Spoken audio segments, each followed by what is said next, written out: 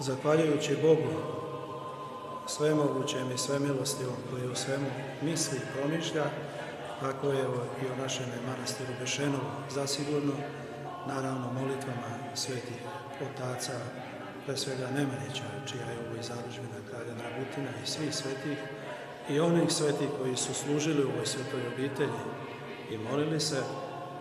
Posle katastrofe koju je najviše preživeo svih naših srpskih manastira, manastir Bešenovo, evo, hvala Bogu, i ovaj deo svetinje koji razdvaja svetinju nad svetinjama, sveti oltar nad lađom crkve, od lađe crkve, da se obnavlja i da se obnovio sa ovim prelepim ikonostasom koji je ovde, istinu za volju, sa trenutno samo jednim delom pred nama i za koji su odvojili svoja znatna sredstva, među prvima Đorđe Kresojević ovde iz sela Bešenova.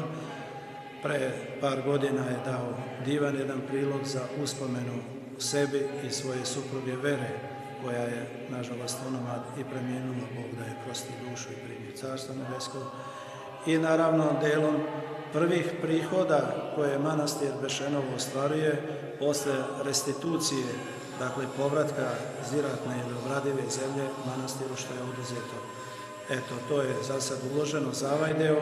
Naravno, ostaje nam gornji deo ikonostasa sa par ikona i sa krstom koji je centralni i monumentalni, koji će ovdje ukrasiti ovu celu prostor svetoga hrama, da to dovršimo. Pa evo i ove prilike molim na blagočestivi naš narod, na dobre ljude koji mogu da nam priteknu, da ugrade spomen sebi, svojim porodicama u ovu svetinju koja, da Bog, trajeće vekovima. Ne daj Bože da bude nad srpskim narodom program kakav je bio u ono vreme 40. pa 45. Naravno 44.